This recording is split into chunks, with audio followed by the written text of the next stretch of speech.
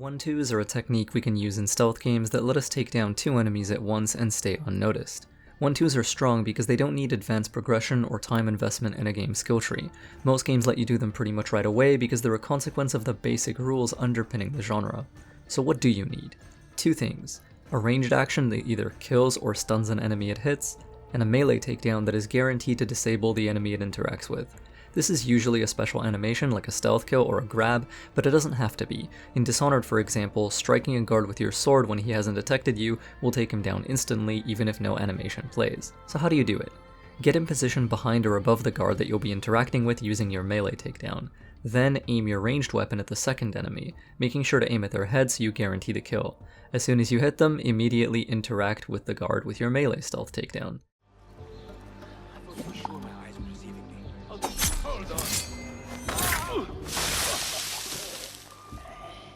You just did your first 1-2. The first of many, probably, because this technique is universal. It applies to any stealth game that meets those conditions, having both a strong ranged option and a melee takedown. That is most stealth games, especially most modern ones that make their range attacks so powerful. You don't have to use this with a lethal projectile, it works with a stunning or knockout weapon of some kind too, like a sleep dart, a concussive round, a blunt arrow, or even a smoke grenade. Stun the far guard, take down the close one, go and finish the far one. 1-2s are strong for 2 reasons. They bypass the need to unlock skills or mechanics, and the 2 guards don't have to be side by side. 1-2s let you safely ignore or delay getting mechanics like double-assassinations, chain-assassinations, or other such abilities.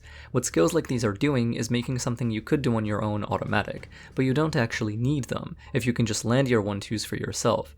Better yet, you can use a 1-2 to start chain assassinations in some games and make them even longer, so you can take out 3 guards instead of just 2, for example.